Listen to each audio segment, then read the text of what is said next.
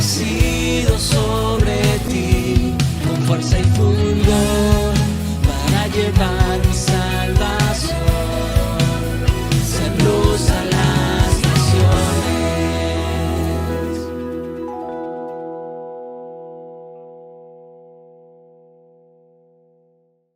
Espero que estéis bien.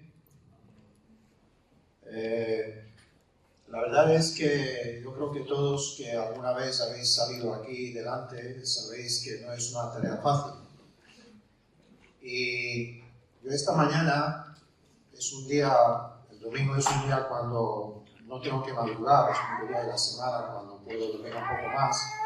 Pero esta mañana me levanté temprano, madrugué, para poder ponerme en sintonía con Dios, para que Dios, pues de alguna manera, aún me confirma, ¿no?, lo que quería hablaros un poco.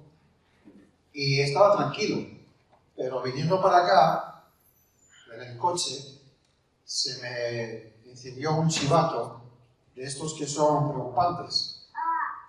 Y yo digo, vaya, el momento.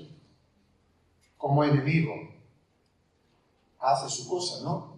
Porque dice la palabra de Dios en Mateo, dice que aquella palabra que cayó entre los espinos, dice que aquella palabra por motivos de afanes de este mundo, de preocupaciones, fue ahogada. Entonces lo que quiere hacer el enemigo es ahogar lo que uno tiene en el corazón. Por eso yo sé que Dios está conmigo, porque dice, si Dios contigo, ¿quién? Contra ti. Así que si hay alguna preocupación esta mañana, si hay alguna cosa que has traído contigo, apárcala de momento. Apárcala, no dejes que ahogue lo que Dios os quiere traer esta mañana en tu vida y en tu corazón. Hay un dicho, no dicho, sino hay en España hay muchas frases hechas y una de ellas es un domingo más. Pero que no sea un domingo más, que sea un domingo diferente, porque ya lo es, porque no vemos aquí los pastores que es una gozadera, entonces ya es un domingo diferente.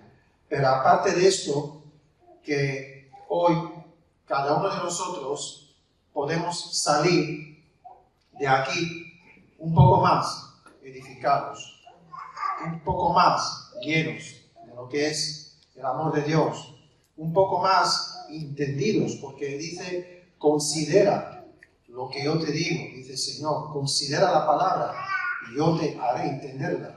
Entonces, si nosotros esta mañana aparcamos las preocupaciones y cosas nuestras, consideramos lo que Dios nos quiere hablar, seguramente que vamos a salir un poco más entendidos de la cual es la voluntad de Dios para nuestra vida. Y eso es lo que queremos. Queremos saber cuál es la voluntad de Dios para nuestra vida, porque hay muchísimas cosas que nos preocupan.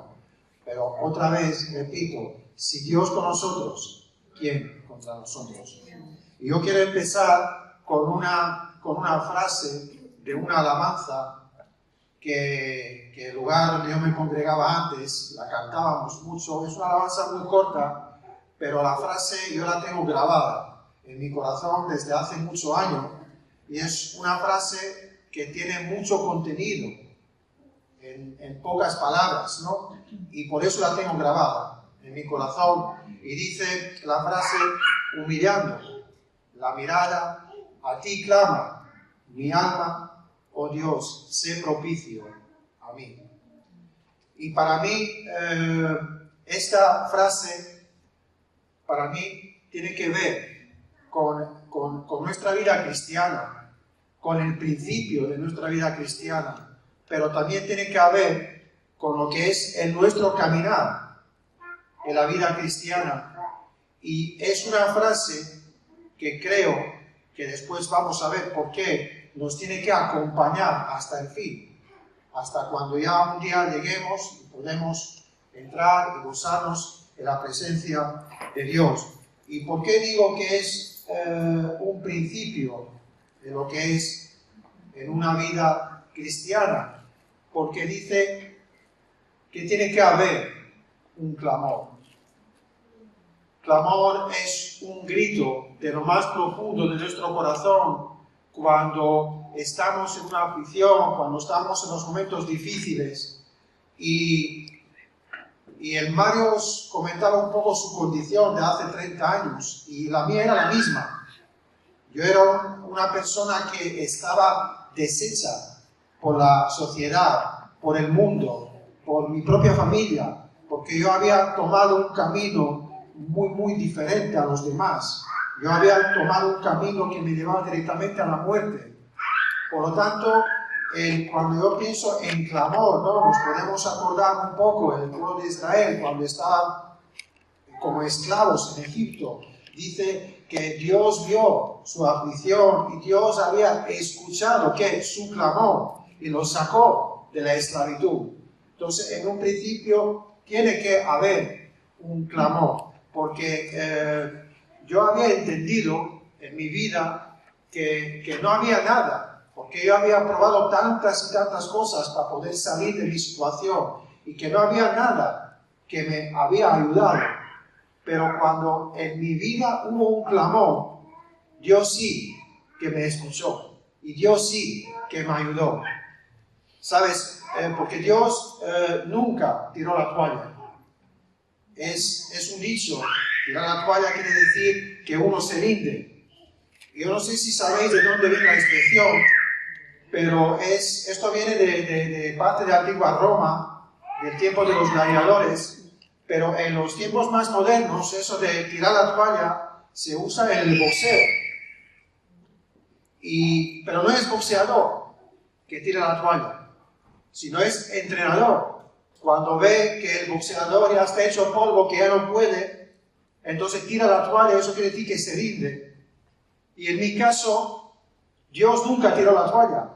Dios sí que me estaba observando y estaba viendo que yo estaba ya acabado, que yo estaba ya por el suelo. Como os dije antes, que ya nadie daba un duro por mí. Pero Dios nunca se rindió conmigo. Dios nunca tiró la toalla. Pero era por eso, porque ya un día en mi vida hubo un clamor. A ti clama mi alma. Vamos a Salmo 40, versículo 12.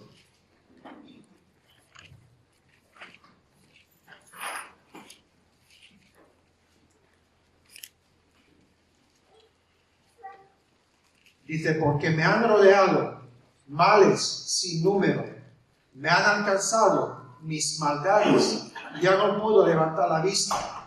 Se han aumentado más que los cabellos de mi cabeza y mi corazón me falla. Dice que me habían rodeado males sin número. Dice que mis maldades me habían alcanzado y que mi corazón ya fallaba. Yo no sé si tú te has visto alguna vez así. Igual no todos. Algunos habéis crecido en las familias cristianas, igual no habéis llegado a experimentar de llegar a tocar el suelo, llegar a vivir una vida tan miserable, tan alejada de lo que es la voluntad de Dios. Pero algunos sí que nos podemos ver así. Y en este caso yo sí que lo puedo ver. Yo me veía aquí, que había tantas males que me rodeaban, que había tantas maldades en mí, que no había otra manera. Por lo tanto, yo había entendido que solamente algo sobrenatural, que solamente algo milagroso podía cambiar mi vida. Y por lo tanto, hubo este clamor. Pero para que sea este clamor, yo tenía que entender otra cosa más, la que está en aquella frase que os dije en principio. Yo tenía que entender que yo no soy tan bueno, que todo lo que me estaba ocurriendo era por culpa mía. Por lo tanto, tenía que reconocer que soy pecador. Aquel hombre dice que una vez habían subido 2 hombres a orar en el templo, el fariseo y publicano. Y dice que publicano ni siquiera quería alzar su vista, sino que se golpeaba en el pecho. ¿Por qué? Porque sabía su condición. ¿Y cuál era su condición? Dios, sé propicio a mí, porque soy un pecador. Por lo tanto, hubo un clamor en mi vida, porque yo había reconocido que la culpa no era de otro, sino que la culpa era la mía, que la culpa era del pecado. Dice Pablo, es que no sé qué hacer, no sé cómo lo hago. quiero hacer bien y no puedo, porque hay algo en mí. Y ese algo en mí es el pecado, que muchas veces nos quiere llevar por otro lado. Entonces, para que pueda haber un clamor y para que pueda haber un reconocer que yo soy un pecador, y todo eso te lo puedes aplicar a tu vida, si lo ves así, tenía que haber algo más. Tenía que haber ese humillar mi mirada. Porque uno, si no se humilla, nunca reconocerá que es un pecador. Nunca reconocerá que es malo. Si uno no se humilla, no va a clamar. Es decir, ¿para qué pedir ayuda? Si yo ya me lo apañaré. Entonces lo que tiene que haber es un humillar mi mirada. Por lo tanto, vemos que es un caminar. Esta frase es un caminar de un cristiano. Pero es un caminar de un cristiano que tiene que llegar hasta el final. Porque ¿sabes qué pasa? ¿Cómo estás tú hoy? ¿O cómo estoy yo hoy? Porque ¿sabes qué pasa? Que Dios cambió mi vida. Dios transformó mi corazón. Y ya no hay tantas males que me rodean. Ya mi corazón no falla tanto. Ya no hay tanta maldad en mí. Pero mi mirada sigue de la misma manera. Mi mirada es una mirada humilde. Mi mirada es una mirada que se humilla en el busca de solamente uno, que es el Dios mismo, Cristo, que me puede ayudar en mis situaciones. O mi mirada hoy ha cambiado. Dice en Hebreos, puestos ojos ¿en quién? En Jesús, que es autor y consumador de la fe. Sigue mi mirada puesta en Jesús. Hoy en día, cuando ya mi condición ha cambiado, porque muchos de nosotros, la condición nuestra ha cambiado. Yo ya no soy un drogadicto. Yo llevo ya 30 y tantos años fuera de esa condición mía. Pero mi mirada es la misma como aquel día cuando tuve que arrodillarme y clamar, Dios mío, ayúdame. Ya no puedo más. Cuando hubo ese clamor, mi mirada hoy es la misma. Dice, hay en vosotros el mismo sentir que hubo en Cristo Jesús, que tomando forma de siervo. Cristo tomó esta forma y nadie le obligó. Él lo hizo porque quería hacerlo. Ahora, tú eres hoy en día cristiano y yo hoy en día soy cristiano, no por obligación. A mí nadie me obligó. Yo esto lo hice porque lo quise. Por lo tanto, es una decisión mía. Pero para esto yo tuve que clamar. Para esto yo tuve que reconocer que soy un pecador. Para esto yo tuve que humillarme delante de Dios. Y mientras estamos dando de gracia, porque entendemos que todo hemos recibido de lo que es de gracia, nuestra actitud es una actitud de humildad. Nuestra actitud es una actitud de humilde. Pero cuando ya pensamos que merecemos algo por lo que estamos haciendo, nuestra mirada cambia. ¿Sabes qué pasa? Hoy en día está en orden de día lo que son los derechos. Derechos de estos, derechos de otros, derecho para esto, derecho para otro. Cuando era pequeño no había tantos derechos. Había más obligaciones. Pero hoy en día hay derechos para todo el mundo. Pero ¿sabes qué pasa? Nosotros, lo que hemos recibido de gracia, nosotros no tenemos ningún derecho. Porque yo cuando me veo 30 años atrás y cuando me veo hoy, entiendo que no tengo derechos. Porque fui salvado por la gracia. Fui sacado de un pozo de desesperación donde no había ninguna salida. Dios me sacó de allí. ¿Y qué le puedo pedir yo a Dios? ¿Qué derechos le puedo yo hoy reclamar a Dios? Pero nosotros, cuando pasa un tiempo, tenemos que hacernos esta pregunta. ¿Qué y cómo ven tus ojos hoy en día? Cuando ya ha pasado tiempo, desde cuando hemos recibido la gracia de Dios. ¿Es la misma mirada, aquella humilde? Pues yo te digo que en mi caso no. Mi mirada algunas veces se vuelve orgullosa, mi mirada algunas veces se vuelve egoísta, mi mirada algunas veces se vuelve mi mirada. sin poner ojos en Cristo Jesús. Y hemos dicho, cuando os mencioné la frase, que esto tiene que ser hasta el final. Clamor, reconocer que soy pecador y humillar mi mirada. Porque si no es así, un día llegaremos al fin, pero ¿sabes cómo? Sin Cristo. Por lo tanto, es una frase que está en mi corazón grabada, que tiene que ser un caminar mío hasta el fin. Y vamos a ir ahora en una parte de la Biblia que igual te parecerá que no tiene que ver nada con lo que te estoy diciendo ahora mismo, hasta ahora.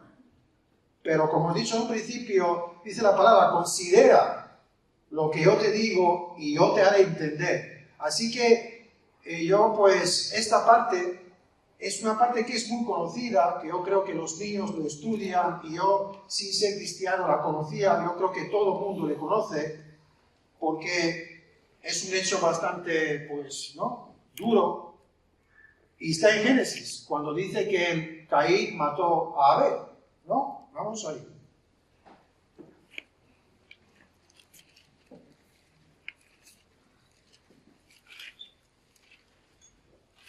Quedaros un poco con cómo es nuestra mirada, si sigue una mirada humilde.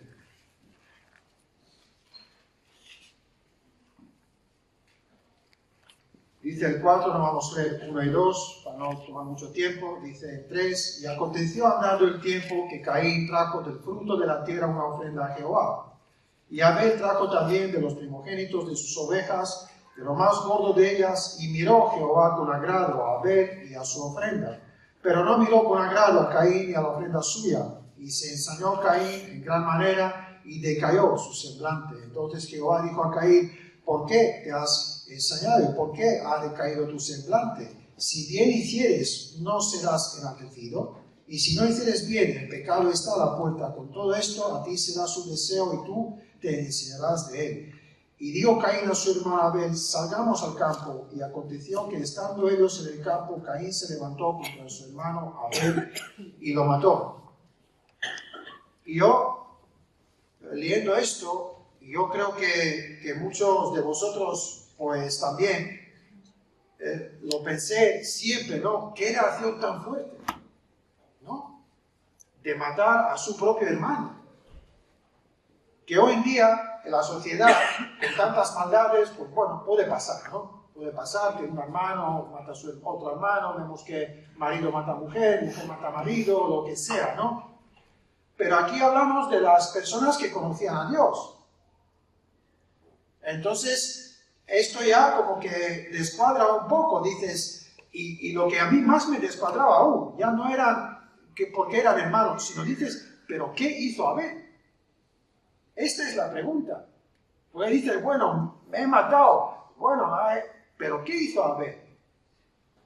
Y yo muchas veces estaba pensando, ¿pero qué hizo Abel? Y una vez, pues leyendo la Biblia, pues encontré la respuesta. ¿Por qué Caín mató a Abel? Vamos a la primera carta de Juan 3:12.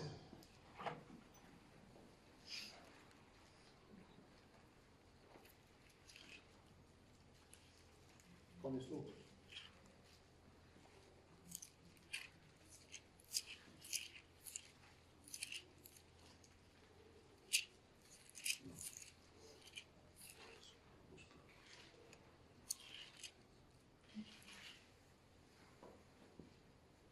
Vale, dice 3:12. Dice, no como Caín, que era del maligno y mató a su hermano. Y aquí dice la pregunta, ¿y por qué causa la mató? Es una pregunta. Y el momento nos da una respuesta. Entonces yo muchas veces quebraba mi cabeza con, ¿y por qué la había matado? Pues mira, aquí da la respuesta. Dice, porque sus obras eran malas y las de su hermano justas. Y yo pensaba, ¿vale? Lo que estamos compartiendo hoy, en esta mañana, nos ceñimos muy fielmente al texto. Entonces, tú has escuchado el texto que hemos leído en Génesis, aquí estamos leyendo esto, y cuando habla de Caín, habla 2 veces más en la Biblia. En Hebreos 11:4, cuando habla de los héroes de fe, no habla de Caín como un héroe de fe, pero habla de Abel. Y después en la carta de Judas, el versículo 11 también menciona a Caín, cuando habla del camino de Caín. Entonces, habla 4 veces. Y ninguna de las 4 veces nos dice cuáles eran las obras malas del Caín. Entonces, claro, yo aquí lo pensaba, ¿qué era lo que había hecho Caín? ¿Cuáles eran las obras malas del Caín? Porque dice que Caín le mató, ¿por qué? Por las obras malas. Pero antes de matarle, ¿cuáles eran estas obras malas? Entonces, si volvemos el Génesis, lo que hemos leído antes, vemos 2 cosas que había hecho Caín antes de matar a Abel. Y una de ellas, la primera, dice que lo que es, trajo una ofrenda. Bueno, ¿es una cosa mala? Para mí, en un principio, leyendo la Biblia, no. Es algo lo que nosotros, como cristianos, hacemos o deberíamos de hacer todos los días. Nosotros hoy en día ya no traemos las ovejas, no traemos ya los frutos de la tierra, pero sí que también tenemos una parte material que nosotros aportamos, ¿no? De lo que Dios nos da para que obra de Dios puede crecer. Pero sí que hay una parte que dice en Romanos 12, el versículo 1, dice, ofrezcáis a vosotros mismos como un sacrificio, ¿no?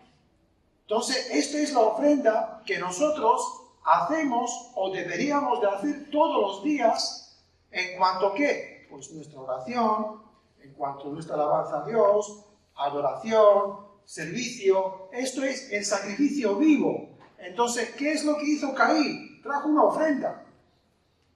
Nada raro, nada malo. Es lo que nosotros hacemos, lo que es todos los días tenemos una ofrenda. Entonces, ¿dónde están las obras malas? Bueno, yo aquí no la encontraba. Después, la segunda cosa que podemos ver, no sé si, bueno, ya se ha quitado, que está en Génesis, lo que hemos leído, el capítulo 4, antes de matar, hablamos antes de matar. Dice que se enfadó. Eso es la segunda cosa, la que hice. Ahora, si tú eres sincero contigo mismo, yo creo que nadie pasa tan solo un día que no se enfada con algo. Tan solo un día. Porque si no es que te enfadas a la voz alta, seguramente que en tu corazón te enfadas con algo. Por lo tanto, otra cosa que hizo es enfadarse, que es otra cosa que nosotros hacemos todos los días. Dice la Biblia, airaos pero no pequéis. Por lo tanto, no es algo lo que está prohibido. Nos podemos enfadar, nos podemos airar, pero dice que no te lleva esto al pecado. Entonces, cuando yo estaba pensando en las obras malas, nos estaba comparando con nosotros, y yo digo, bueno, no hizo nada más de lo que nosotros estamos haciendo todos los días, pero hay que nosotros no vamos por ahí matando a nuestros hermanos. No. Traemos las ofrendas, nos enfadamos, pero no matamos nuestras hermanas. Entonces, ¿dónde están las malas obras? De cual aquí nos habla la Biblia. Entonces, yo veía que aquí había algo más, que había algo escondido, en la cual, pues, Señor me quiso revelar y me hizo decir, mira, es esto. Y yo pensaba, ¿no?, que seguramente que Dios alguna vez, porque ¿sabes qué pasa? Lo que yo muchas veces no veo, Dios sí que lo ve. Entonces hemos dicho que sí, que no vamos por ahí matando a nuestros hermanos, pero seguramente que Dios alguna vez en nuestro corazón, por lo menos el mío, yo alguna vez os he contado que yo estuve viviendo más de 20 años en una comunidad cristiana. Y una comunidad cristiana convive muchas personas juntas. Una comunidad cristiana, personas viven 24 horas casi juntas. Yo primeros 7, 8 años tenía una persona al lado mía que se llama Sombra. Y esa sombra va a todos los lados menos se contigo. En todos los lados. Por lo tanto, es un poco complicado en una comunidad convivir con tantas personas porque se notan los manera de vivir, caracteres, esto y otro. Y yo te digo, muchas veces en mi corazón había pensamiento, ¿y por qué no desaparece de mi vista? Entonces no le quería matar, pero quería que desaparezca. Por lo tanto, yo creo que algunas veces, y hablamos de los hermanos en la fe, claro, yo después me acordaba, yo digo, bueno, los hermanos de José le querían ¿qué? Matar. David y Saúl eran los íntimos, eran amigos. Pero dice después de aquella canción que decía, Saúl mató 1000 y David mató 10,000, después de haber matado al filisteo, al David, dice que se había enfadado y dice que de aquel momento buscaba la ocasión de ¿qué? De matarle a David. Por lo tanto, son cosas que no se ven, pero son cosas que están en nuestro corazón, que solamente Dios las ve. Por lo tanto, como os he dicho antes, aquí había algo, lo que en la palabra no nos lo dice, no nos lo revela, pero Dios sí que nos lo puede revelar, porque cada uno nos conocemos en nuestros corazones, y más que Dios conoce nuestras intenciones, nuestros pensamientos, y cosas que iguales otros no lo ven. Dice que antes que salga la palabra de nuestra boca, Dios ya la conoce. Así que, ¿qué es lo que Dios veía en la vida de Caín? Veía que no estaba haciendo las cosas bien. Porque dice, y si bien lo hicieras, para no leer tanto, aquí no sé si sigue aquí, bueno, estamos en Génesis. En 4, dice en 7, si bien hicieras, entonces Dios ya le estaba diciendo, es que no lo estás haciendo bien. Y si bien hicieras, ¿no serías enaltecido? Dios le estaba avisando, Dios le estaba diciendo. Pero ¿qué es lo que hacía mal? ¿Qué es lo que hacía mal? ¿Cuáles son las obras malas por las cuales Caín mató a Abel? Y aquí yo veo una. Génesis 4:3 dice, y aconteció andando el tiempo que Caín trajo del fruto de la tierra una ofrenda a Jehová.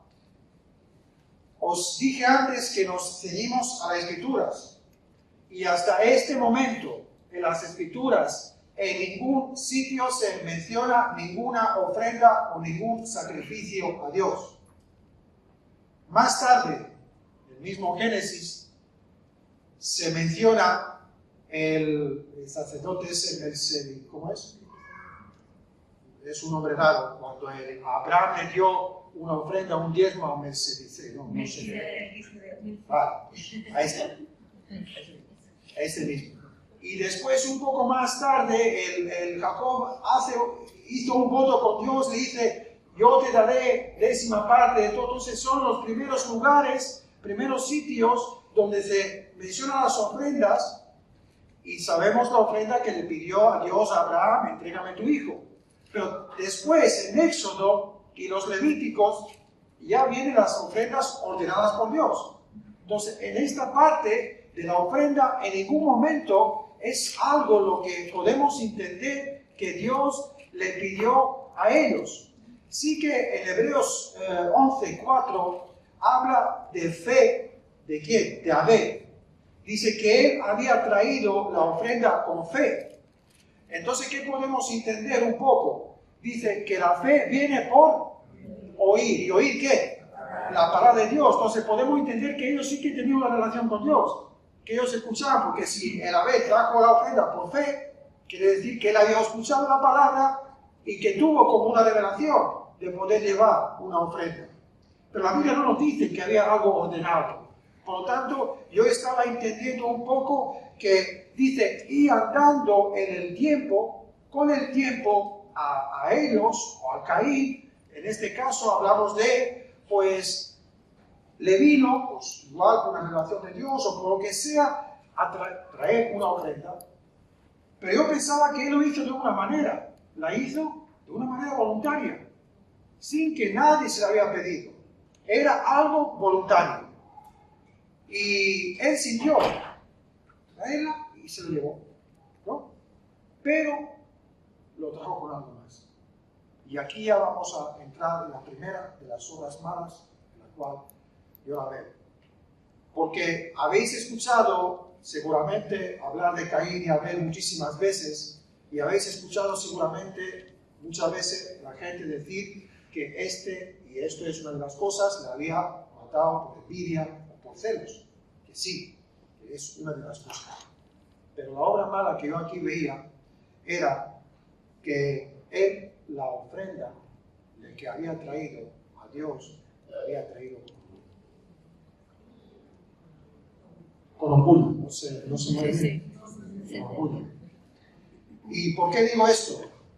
Porque, ¿sabes qué pasa? Que nosotros, ¿cómo se ve o cómo podemos saber que en lo que nosotros ofrecemos a alguien, y en este caso a Dios, traemos con orgullo?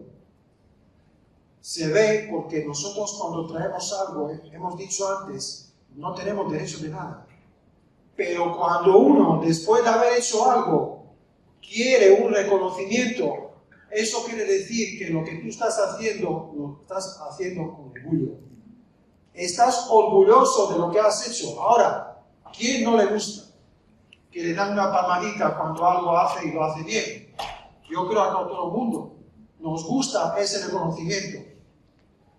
¿Y cómo sabemos que él esperaba algo? Porque la Biblia nos dice cuando Dios no miró con agrado su ofrenda, dice que decayó, su semblante se enfadó. Entonces él esperaba que otra reacción de Dios. Él esperaba que Dios se va a agradar de su ofrenda, porque dice, hombre, es que me lo han traído yo sin que me lo pidieses. Era algo voluntario. Pero claro, también era una ofrenda que estaba hecha con la mano de Caín. Porque si vemos la ofrenda de Abel, es un cordero. Y es algo lo que Abel no podía hacer mucho. Dios da la vida, él podía cuidar. Pero en este caso de Caín pues busca, compra la semilla, hace la semilla, tiene que plantarla, tiene que cultivar, tiene que regar, tiene que hacer muchísimas cosas, tiene que trabajar mucho. Y a veces trabajamos mucho, hacemos muchísimas cosas y después esperamos ¿qué? Derechos. Esperamos reconocimiento. Y cuando no hay reconocimiento, ¿qué pasa? Nos enfadamos. Lo que hizo él. ¿Os acordáis un poco el hermano mayor de la historia del hijo pródigo? Dice, tantos años sirviéndote, estando contigo en la casa, nunca te ha desobedecido en nada. Y dice, y ni siquiera me has dado un cabrito para hacer fiesta con mis amigos. Entonces, ¿qué vemos aquí? Que estaba haciendo tantas cosas y todo lo hacía bien, pero esperaba ¿qué? Esperaba una recompensa. Esperaba algo en cambio. Y cuando tú esperas algo en cambio es porque eres orgulloso y porque piensas que te lo mereces. Dice, de gracia hemos recibido y de gracia tenemos que dar. Gracia algo inmerecido. Algo lo que no podemos pedir nada en cambio, porque así hemos recibido. Por lo tanto, yo cuando veía aquí esta parte, dice, si hicieras bien, ¿no serías enaltecido? Le dijo Dios. Entonces no somos nosotros que tenemos que buscar la posición, que tenemos que buscar reconocimiento, sino que es el Dios que nos pone el lugar que nos corresponde. Y cuando tenéis, no vamos a leer, pero en Mateo 23, 12 y Santiago 4, 10 nos habla de esto. Dice, Señor, enaltece los humildes. Dice, los que son humildes un día serán enaltecidos. Entonces, es Dios que nos tiene que poner en lugar y no somos nosotros. Entonces, yo lo que veía aquí es que el Caín vino con orgullo. Vino esperando algo en cambio. Vino pensando que tenía derecho. Dios, yo esto lo hice de una manera voluntaria. Y cuántas veces nosotros, cuando empezamos a hacer, por eso te digo que eso tiene que ser un caminar nuestro. Porque alguien ya después de 20 y tantos años sirviéndole a Cristo dices, pero no merezco yo algo más. No espero yo alguna cosa más. ¿Y por qué no cuentas conmigo en esto o en otro? ¿O por qué después de haber hecho tantas y tantas cosas, ni tan solo una palmadita? Pero hemos dicho, Cristo, sin que le obligaran, tomó forma de siervo y vino aquí y estuvo sirviendo ¿hasta qué? Hasta la muerte. Hasta la muerte. Entonces, a mí, si nadie me obligó a tomar forma de siervo, a hacerme cristiano, yo tengo que también hacerlo eso hasta la muerte, pero sin pedir mis derechos. Sin decir, no, bueno, yo porque lo hago esto y esto, merezco una recompensa. No. El Proverbio 29-23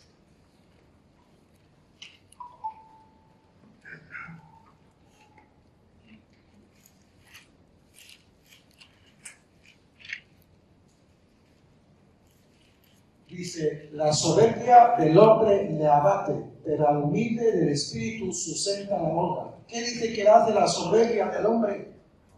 Le abate. ¿Cómo hemos leído que al final se quedó la cara del Caín? Abatida. Entonces vemos que la soberbia al hombre le abate. Entonces podemos ver que hoy en día orgullo para lo que es la sociedad es una virtud. Pero nosotros sabemos que el orgullo no es la virtud. Nosotros sabemos que el orgullo es pecado. Por lo tanto, aquí vemos que Él trajo la ofrenda con orgullo, esperando algo. Y aquí nos dice, la soberbia del hombre la abate, y Él se quedó abatido, se quedó hecho polvo. Dios le humilló, pero no porque Dios le quiso humillar, porque Dios no quiere humillar a nadie, sino Dios le humilló porque hemos dicho antes que Dios cada uno pone en su lugar. Si tú eres humilde, Dios te enaltece, pero si eres enaltecido, Dios te va a humillar. Y eso es lo que le pasó con Él. Entonces vemos que no era tanto la ofrenda, vemos que es corazón. El 4:5, donde estamos leyendo, pero no miró con agrado a Caín y la ofrenda suya, y se cenó Caín en gran manera y declaró su semblante. Dice, no miró con agrado la ofrenda, pero no era cuestión de la ofrenda, era cuestión del corazón. Cuando pensamos un poco en la ofrenda, nos viene a la mente la viuda pobre. ¿Qué dio? Nada, dice. Dio todo de su sustento, pero era nada incomparable con lo que daban otros. Pero lo dio con un corazón limpio. Lo dio con humildad. Entonces dio todo. ¿Y eso qué? Le agradó a Dios. El Proverbio 21:4.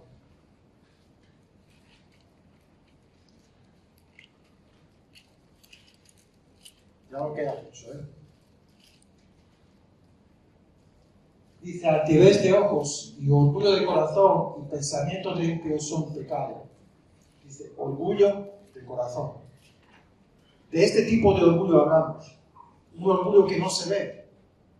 Un orgullo que en simple vista, ¿sabes? Porque tú de muchísimas personas puedes decir, esta persona es muy humilde.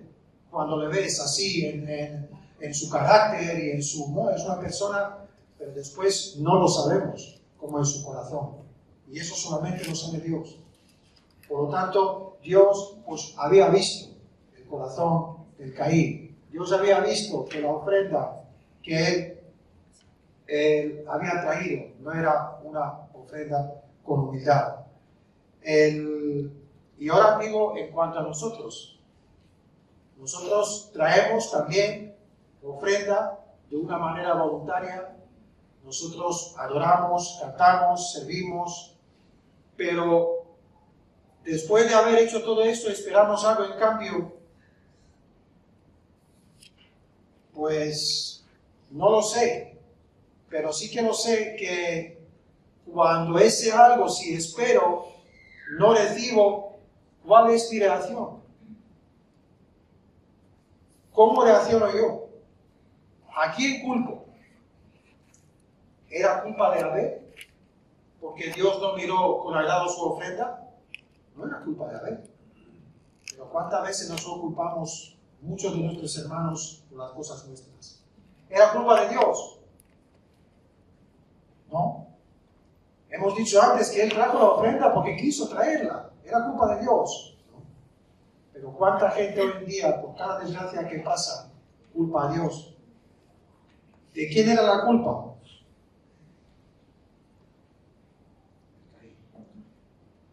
Porque había algo en su corazón, algo que hay en nuestro corazón, y algo al cual nosotros tenemos que luchar, y es el pecado.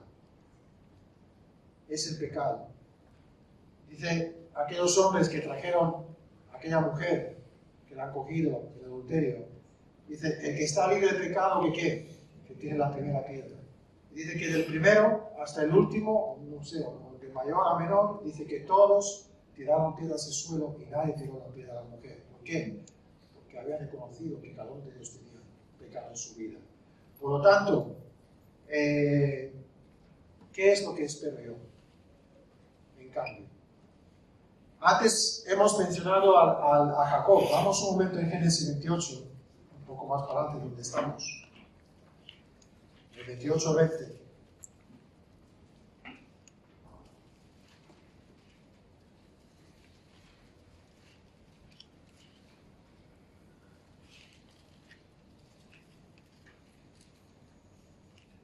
Dice, y hizo Jacob voto diciendo, si fuere Dios conmigo y me guardaré en este viaje en que voy, y me diere pan para comer y vestido para vestir, y si volveré en paz a casa de mi padre, Jehová será mi Dios, y esta piedra que he puesto por señal será casa de Dios, y de todo lo que me dieres, el diezmo apartaré para ti. Hemos dicho antes que aquí es de la primera vez que se menciona el diezmo, pero vemos que Jacob estaba poniendo un punto sobre I, ¿no? Dice, Dios, si tú me acompañas, si tú me das, si tú lo haces, si tú esto, si tú otro, ¿yo qué? Apartaré y te daré. Bueno, es un poco, ¿no? Sabemos que hizo voto y todo bien, pero ¿qué vemos de la vida de Jacob? Vemos que Jacob tuvo que ser muchísimas veces que humillado para llegar a tener la relación que después tuvo con Dios. Sabemos que Jacob engañó a su hermano, pero ¿cuántas veces después fue engañado Jacob? Muchas. Tuvo que casar con una mujer que no la quería, tuvo que trabajar 7 años para después casarse con otros 7 años. ¿Y cuál era la causa? Esto, porque él se estaba pidiéndole a Dios sus derechos. Dios, si tú me das, yo te doy. No es así. De gracia hemos recibido y de gracia tenemos que dar. Entonces nosotros todo lo que hacemos es para gloria de Dios, para Dios y por Dios. Y ahora después Dios, si nos quiere dar algo, bienvenido. Pero ¿qué me tiene que dar Dios si ya me ha dado la vida? Si ya te digo, mi vida era nada. Yo era un desecho humano. Y hoy tengo muchísimo. ¿Qué más pedirle a Dios? Si que me acompañas en viaje, claro que sí, oramos, Dios, esté con nosotros, tal, pero no por si me acompañas yo te daré. No, porque eso sería ¿qué? Eso sería algo que nosotros hacemos con orgullo. Nosotros todo tiene que ser para la gloria de Dios.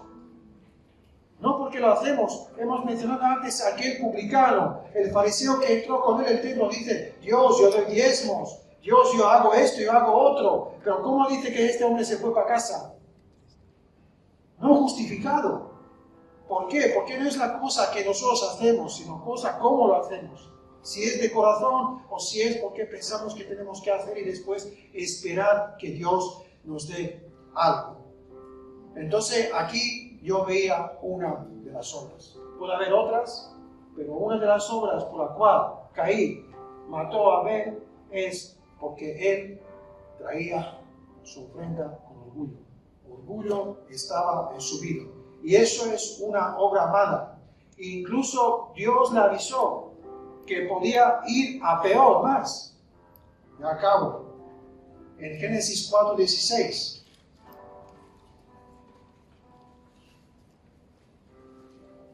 Dice, salió pues Caín de delante de Jehová y habitó en tierra de Nod, el oriente de Edén. ¿Dónde le llevó orgullo? A Caín, afuera de la presencia de Dios, alejado de Dios. Yo te digo, yo en mi experiencia, en mi vida, he visto muchísimas personas que eran creyentes por cuestión del orgullo, se han apartado de Dios y se han alejado de Dios y han perdido esa conexión de Dios y ya no están en la presencia de Dios. Porque me has dicho, porque has hecho, porque yo merezco, porque no merezco, por las discusiones, por eso, por otro, y hoy en día ya no está. Ahora la pregunta es, ¿cómo estás tú? ¿Cómo estoy yo?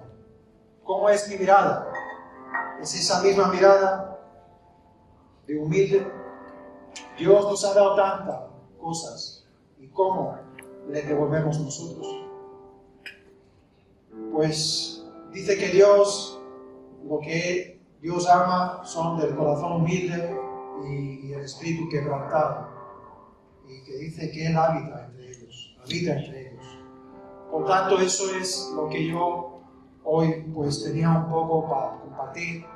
Espero que os ha podido servir para algo, porque a mí sí que me sirve todos los días entender que orgullo es algo lo que no viene de Dios.